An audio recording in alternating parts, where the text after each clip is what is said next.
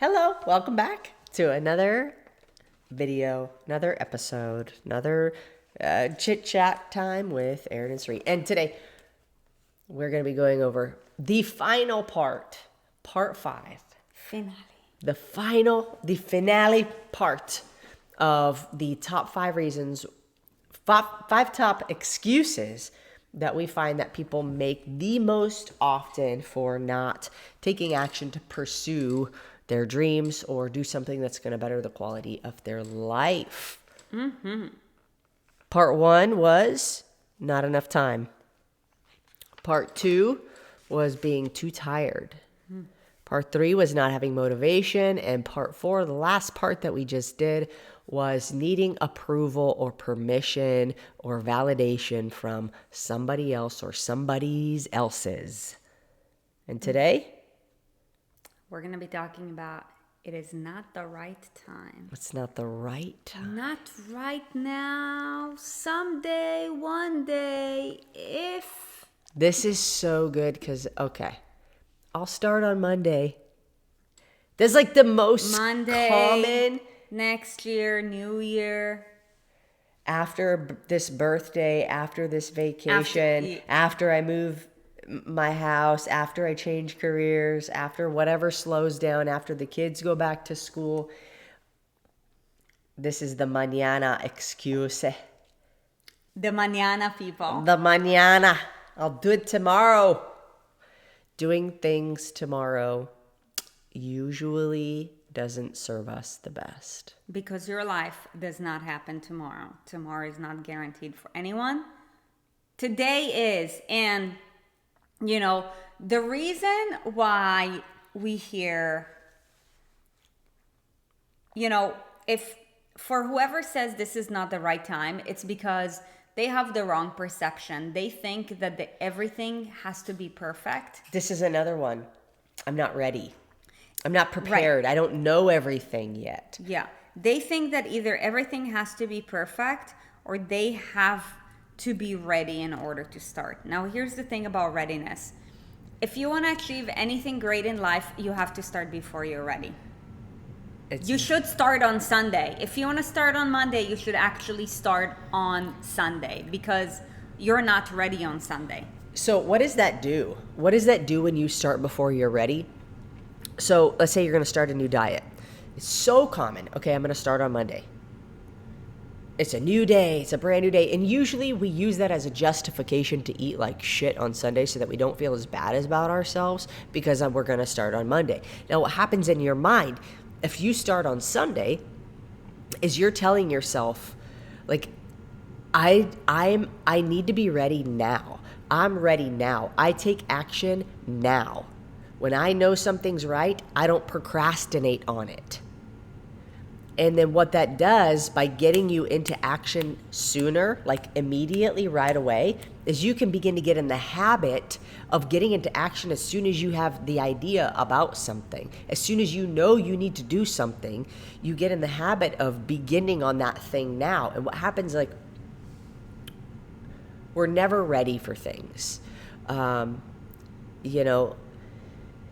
Anytime, somebody gets cancer, like nobody's ready. Nobody's ready for that, right? A new mom, like having a baby for the first time, you're never ready for a thing that you've never done before. There's no amount of preparation you can do to get ready for losing a loved one. There's no amount of preparation that you can do to get ready for, usually it's like negative things that happen, so I don't want to continue to go down that road. But when we teach ourselves how to take action right away, when something does happen, that some kind of adversity, something that is not pleasant, something that is not a way that we would like for it to go, we are in the habit of immediately taking action and taking responsibility to turn that situation around and get ourselves out of that. And so in your brain, what it says is, I don't need to be ready. I take action. Right? Mm-hmm. It's a mentality. Yep. Yeah, and also, if you feel like you have to be ready, or if you're waiting for the right time to start, it's probably because you think in terms of a perfectionist, which is also basically another way of saying you have an all or nothing mentality. Okay, like you feel like the stars need to align, that, you know, like no vacations or events need to come up because you need to follow a really strict diet, and you know, the second you're unable to follow that same thing, then you're just going to go to the other, you know, other side of the tracks. And you know, like, let me tell you something. I hope that you know, if you have an all or nothing thinking, I hope that you work on what we call becoming an all-in person. And what is the difference between an all or nothing or all-in person? An all or nothing means that, you know, you strive to do really, really good when things are really, really good. However, life works in a way when things are not always really, really good unless you gain the tools and the skills and you have a really strong foundation to be really, really good no matter what. So really, really good is what you're able to create for yourself by, you know, acquiring the tools and skills to build that environment that makes you do really, really good no matter what. Otherwise, like, you don't need to just do really, really good on January. You can also do really, really good, the same as good, on December. The only difference is what environment did you set up? What habits, in terms of thought habits and, you know, like lifestyle habits, have you practiced and cultivated for a long period of time? And by the way, it takes more than 21 days to build a habit. Okay? I would say to the degree that you've struggled with that thing, it will take you longer and it will be harder. And when I say longer, I don't mean longer than 21 days. I mean longer. It could take you 6 months. It could take you 9 months. It could take you a year. It could take your whole life. Yeah, yeah. And the thing about waiting usually is we think that if we wait for a certain time, it's going to be easier. I think this is the big thing. Like, oh, if I have all the knowledge, it will be easier. Oh, if I wait until after the holidays, it will be easier because I won't have all these temptations. If I wait until after my birthday, then I won't have to try to skip out on the fun stuff during my birthday. So it'll be easier, easier, easier, easier, easier. Nothing that you've ever accomplished in your life, I can guarantee you, if you look at all of the shit you've accomplished in your life that you're proud of yourself for, none of it was easy. 0% of it was easy. And so easy is what, like, we need to stop striving for. This thing is going to be easier if I wait until this time. Oh, I'll be more motivated January 1st because it's a new year, so it's going to be easier. No, because here's the reality. There's always going to be a birthday. There's always going to be a graduation. There's always going to be a promotion. There's always going to be a celebration of some kind. There's always going to be, like, there's holidays like every freaking month almost. And then summer and barbecues and the 4th of July. And then, like, there's always something. So instead of striving for something to be easy, you need to figure out, how do I navigate the difficult scenarios so that I can stay on track? That should be the goal. Not just trying to start anytime you think something's going to be easier. Well, I'll wait until we're done moving because things are kind of chaotic right now and I don't have a lot of stuff in my kitchen. Figure it out. Those are the opportunities that you actually have in those moments to grow the most and to really build indestructible habits and to get creative to figure out, okay, if all my pots and pans and spices and everything are all packed in a box because I'm moving, what do I do? What do I do in this scenario? Most people just don't take the time to think through, how can I get creative in this scenario to stay on track? Why? Because it takes effort. Why? Because it's not easy. But if you want easy, if you're always looking for easy, you're going to be looking forever. Because I'll tell you this, if you try to take the quote unquote easy way, your life still is not easy. If you try to make money fast and you continue to struggle to make money, your life is hard because you're broke. If you're always trying to take the shortcut to lose weight, and like, you know, like, I'm not trying to put anybody down who's had a weight loss surgery or anything like that, but usually it's the easy way out, man.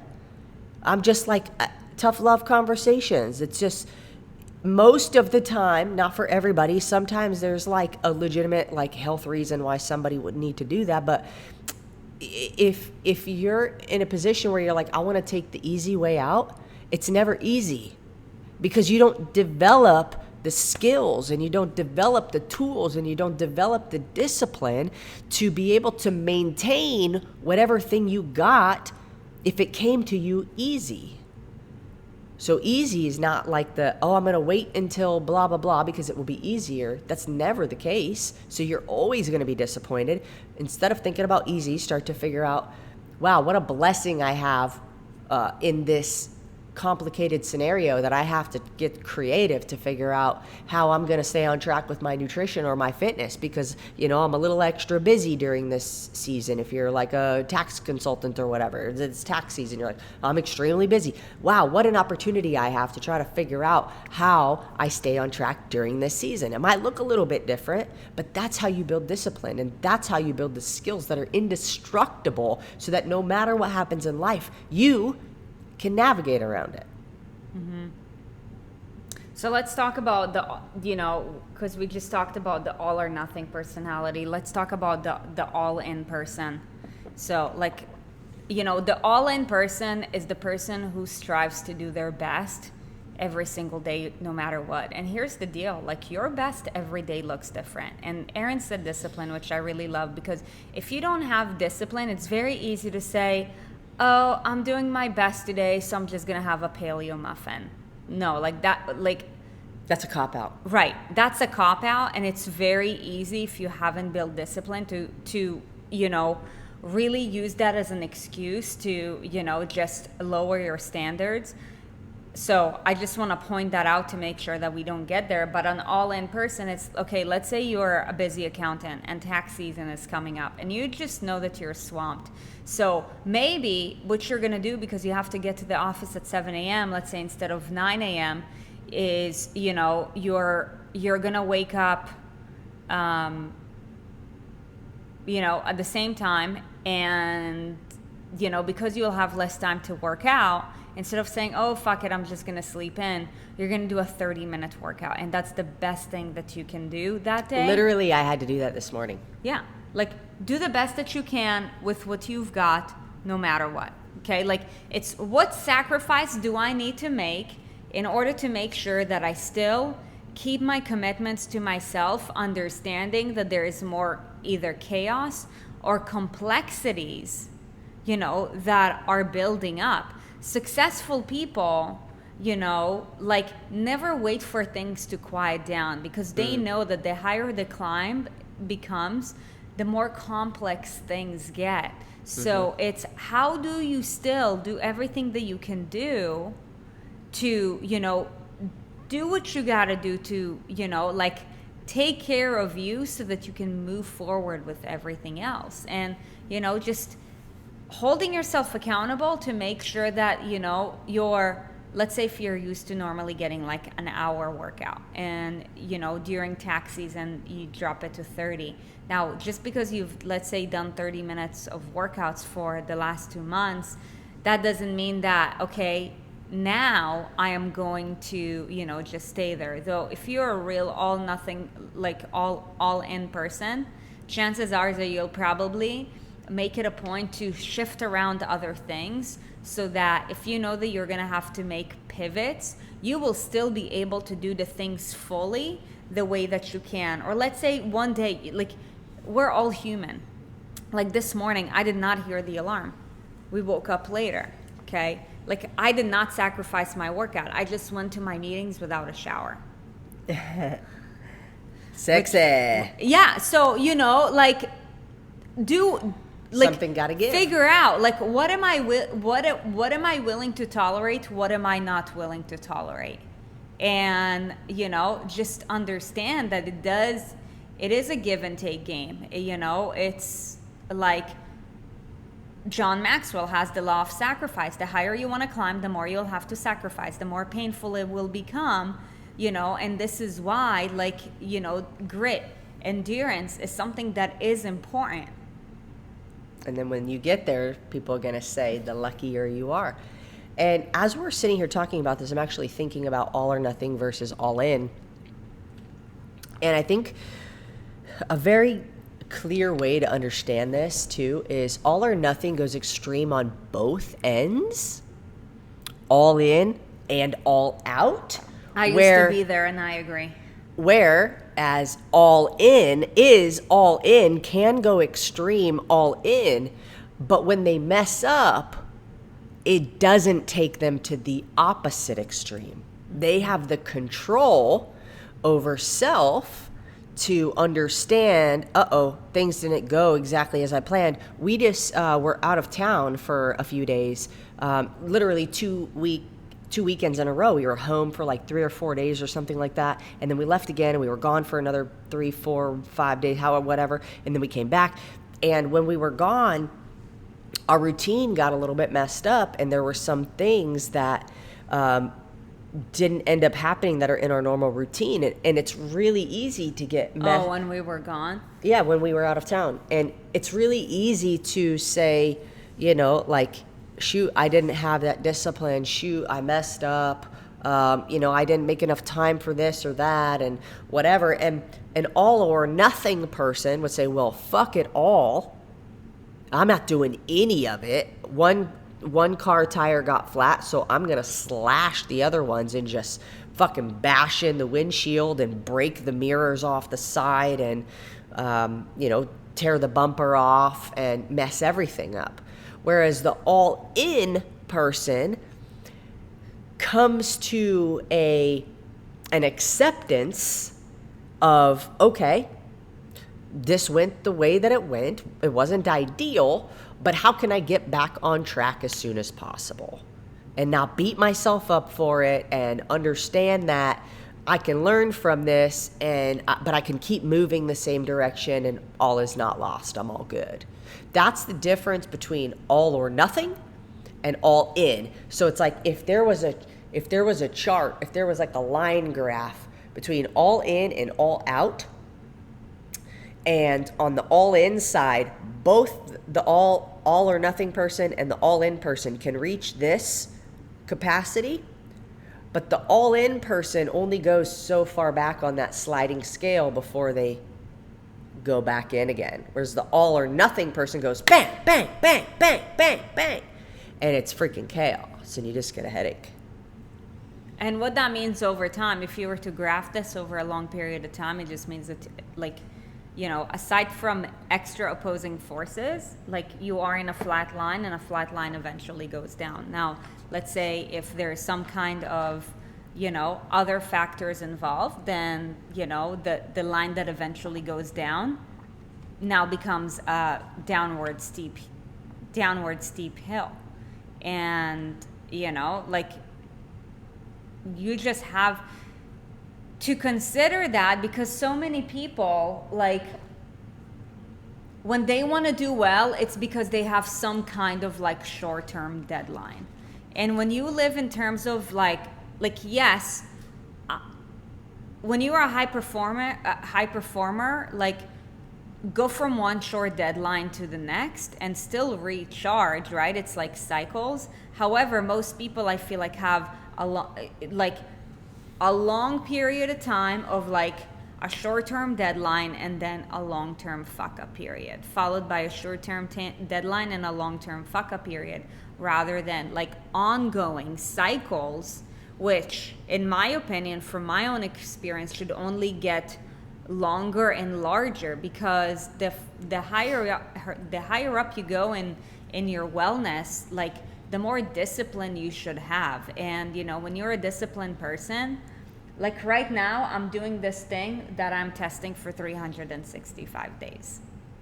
I'm stretching myself with one thing for 365 days, right? And most people are oh yeah, I'm gonna do this for the next I'm gonna do this detox for the next 3 weeks, and then oh yeah, I lost 10 pounds, I feel great. So now, you're just gonna, Like you eat one slice of pizza and it's like, everything's out the window. Yeah. You gain back the 10 pounds plus another 5. yeah. And then you get to a point where you're like, oh shit, the weight's back up. Let me do this thing again, right? So it's like you give yourself a short-term burst because you want to get rid of it so fast, right? Like 10 days, 21 days. Instant gratification. Yeah, and then like however long it takes you to put that back up, maybe it's 2 weeks, maybe it's 4 weeks, maybe it's 8 weeks, whatever. Or oh, wait, summer's coming up. Let me do this detox real quick so I can feel good for my bathing suit in like Memorial Day weekend or something. Yeah, and you know what? Like the biggest difference between these two types of behaviors is consistency and lack of. That's it. One person is more consistent. Like I said, on this sliding scale, the all-in person is sliding right here and staying very consistent in this like short window of like, oops, things didn't really go the way that I planned or wanted to or was ideal, but let me figure out how to get back on track, and now I'm over here again. And you slide here. The all or nothing person who's just going back and forth, is so much inconsistency here. And the other thing that I was thinking is the most successful people that you see, for one, are the ones who are the most consistent at staying in a shorter frame of that. And they're also the ones that create the most discipline for themselves. We think, I think by nature, we think of discipline as a bad thing. Like, oh, you get a spanking, or, oh, you get put in timeout, or, you have to erase the chalkboards, or, whatever. And we think of discipline as a bad thing, but discipline is creating a character trait that will serve you very well. And the most successful people are the most disciplined people. Discipline is not a lack of freedom, because what happens is you're either choosing the discipline for yourself, or the world is choosing the discipline that you get to have. And I would rather be in control of that discipline. So the world will discipline those who do not discipline themselves. I heard that from Grant Cardone. I don't know if he was the first one to say it, but the world will discipline those who do not discipline themselves. And, I'm in full agreement, because I've been on both ends. And if you create structure and you create discipline, which feels like a very hard thing to do, but if you think of it in terms of, this is how I create the most freedom in my life, it's really the best way to go. Yep, I agree. So, So stop waiting. Yeah, so not having the right time, in my opinion, it's a limiting belief that you either say because you don't know any better. Like I used to think that. I remember, like when I was in college, as a matter of fact, like every time it was either midterms or finals, I would not step foot in the gym because I just told myself I don't have enough time, because I had to focus on this thing. I think it's a very... Or it's not, I'll do it after finals. It's not the right time, right? I'll right, do it after yeah, finals. of course. And then as soon as I got home, because during finals too, like I would overconsume on Red Bull, and I would... Chocolate? Well, yes, this is what I'm getting into. I would, have basically like a buffet worth of M&Ms and chocolate chips and cookies, whatever was in the cafeteria. Like I would take with me to the library. It's like I would prepare to fuck my life up so that I could get through that week or two. Which, by the way, I procrastinated so much because nothing really ever got done until like midnight. But because I didn't sleep, I would like... Facebook got done. Yeah, I would dread how I felt, right? And, as soon as I got home, because I would feel just so tired from not sleeping for like a week. And, so guilty because I ate like shit. All I thought about is... how much can I work out and how clean can I eat? The reality is, what if instead I was like, okay, I'm going to eat clean meals, and if I do feel like I need to have some kind of treat, whatever, like for me, I'm like, no, I'm not just gonna have one cookie. I'm going to have the entire sleeve, right? Because all or nothing. Like, I'm gonna eat cookies till I feel like shit. yeah, like there's cereal in front of me. Why should I just have like a handful? I'm going to have 3 bowls, and then I'm going to get a couple Ziploc bags and fill them up. Duh. And then eat the dry cereal. Yeah, I'm already feeling like shit. Let's just go balls to the wall about it. You know what? What? I used to do the same thing, actually. I've been becoming more aware of the stories that I have in my life. I would go to the cafeteria, and I would eat cookie. Like, after every meal, I would eat dessert. That they had this massive corner that had, like, cookies, cakes, ice cream, and all this stuff, brownies, everything. Oh, wow, you guys had brownies. Dude, everything. And I would eat cookies and stuff for dessert at lunch. And then I would wrap like 4 more cookies in some napkins and put that shit in my bag. And then I would go eat more. For me, I would fill up Ziploc bags of like a medley of M&Ms. I'm surprised you went the Ziploc chip route and I went the like napkin and the backpack route. Well, that is because... You had practice. So actually, in college, I found out I was gay. Whoever was my best friend, I'm like, oh my God, I'm so connected to you. No. I like you. I got a crush on you. I liked you in a different way. Oh my God, why do I always want to be around you? That totally happened to me too. It's my best friend. Uh-huh. It's my roommate. Anyways, but, you know, like, she was the same way, except like on, I would say, probably a higher level. Like more extreme? Yeah. And she would... You guys would have cookie parties. Huh? No, M&Ms, chocolate chips. She will also get coconut shreds. I have this thing where if I have just... My body can only tolerate maybe like 1 ounce of coconut shreds. If it's more than that, I start getting like a gagging effect. I know we're totally getting sidetracked, but like it makes me want to puke and it feels like absolute garbage. Anyways, so she would have Ziploc bags because you're right. Like as a foreigner, Ziploc bags is very much an American invention. And it is such a convenient and incredible invention, by the way. Oh, totally. Like, so, you know, like, I mean, it's not that I haven't seen Ziploc bags before, but it wasn't a part of my kitchen. So it was very much a part of my kitchen, which surprises me why I didn't go with the Ziploc bag. Right. So, yeah, you know, I would just do a Ziploc bag worth of, and... We have a guest on the show. Miss Callie is here. So Callie, do you want to tell them the story when you overate your bag of dry food?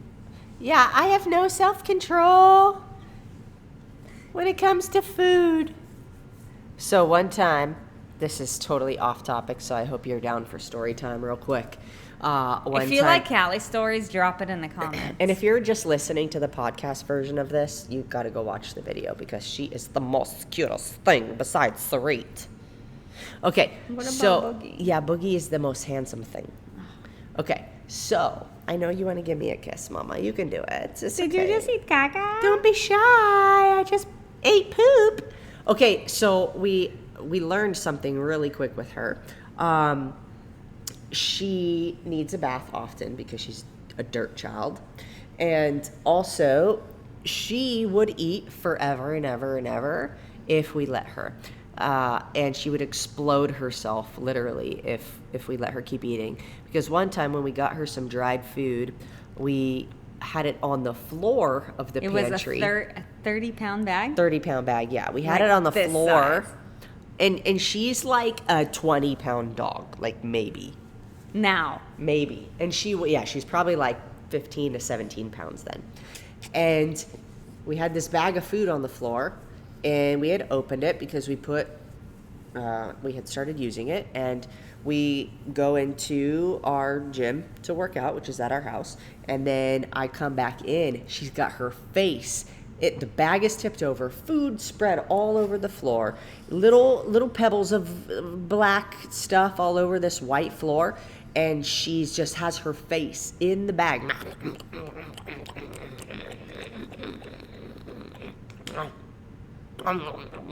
Said, hey.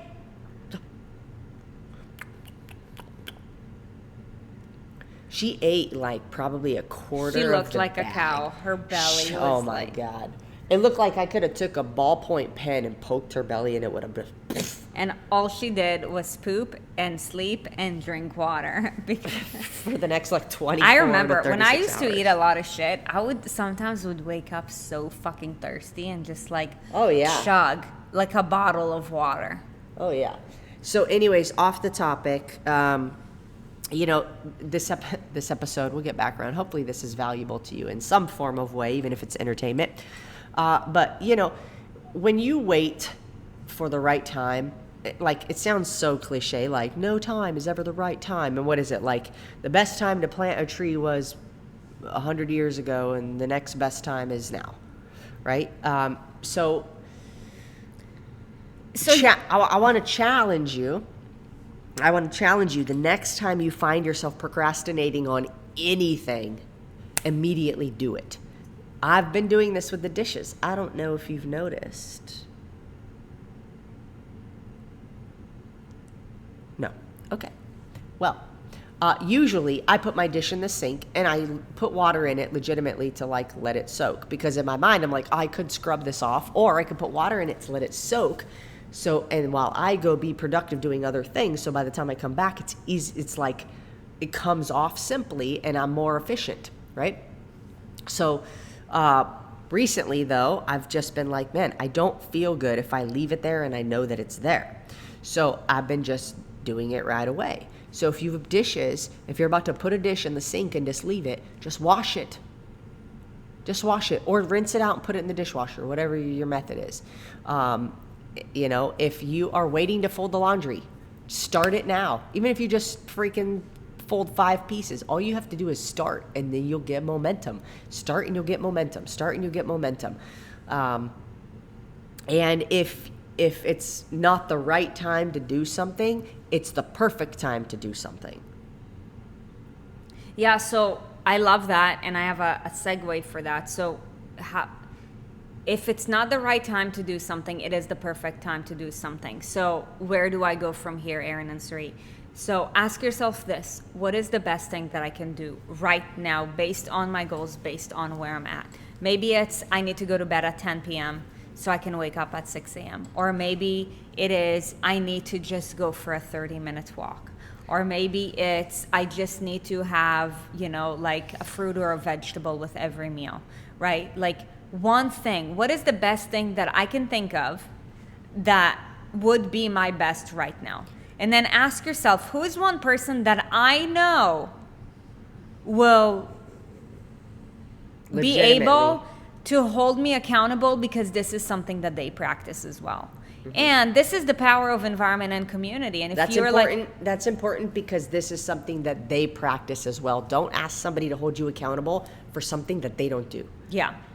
Like won't think about like it. if your spouse is worse than you, do not ask them to hold you accountable because they will forget.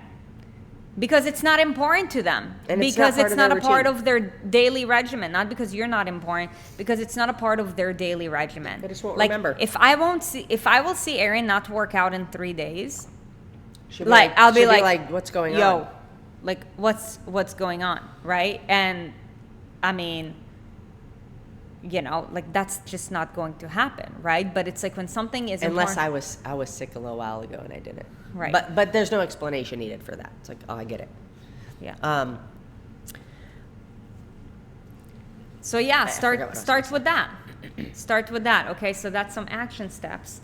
And you know, that's the power of environment and community. So by the way, if you're not a part of our community, you know, click the link and make it a point to join our community, because the link, by the way, if you're watching this, is going to be in the description below. If you're listening on podcast, it's going to be in the show notes. Yeah. So click the link and join our community. Start there. Like, yes, you can also hire a coach. that is a bigger investment. We don't know where you're at. However, the point is, find somebody who's credible, and the only credible person is the one who you see practice what they preach. So let's say you go on the community page and you're like, ooh, I see, let's say Mary, it looks like she's been super consistent. Let me go ahead and send her a message. And by the way, can I also say, stop saying I am not good at asking for help. Like, that is another limiting belief that we need to get over. Like, if you are not used to asking for help, get over it and just reach out to Mary and say, hey, congratulations. It looks like you've been doing an amazing job following through. And, I'm new to this community and, I need help. Would you be willing to hold me accountable to doing, 30 minutes a day? And by the way, if you're reaching out for accountability, please, please, please, for the other person's sake, make it easy for them. Like, don't have them do an extra thing a day, where now it's like, oh, let me go chase that person and see if they did their workout. Like, make their life easy. Okay, I want to put this in a different perspective that I heard David Meltzer talk about. I don't know if you know who David Meltzer is. You do. But I heard him say it this way. When somebody else asks you for help, you feel really good. You're like, wow, they're like, I have something of value that I can give to this person. Can you skip that way a little bit? Mm-hmm. And it's like, you feel really good when somebody asks you for help, right? It makes you feel valued. Well, think about how somebody else feels if you ask them for help. They feel very valued.